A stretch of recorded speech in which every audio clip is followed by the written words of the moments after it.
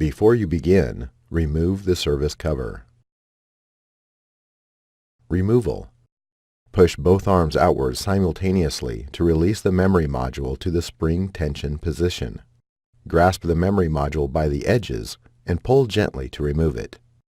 Reverse this procedure to install the memory module. Important: when installing the memory module, be sure to align the notch in the memory module with the key in the memory module slot in the system board.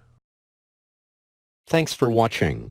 Please click subscribe for more videos and weekly updates.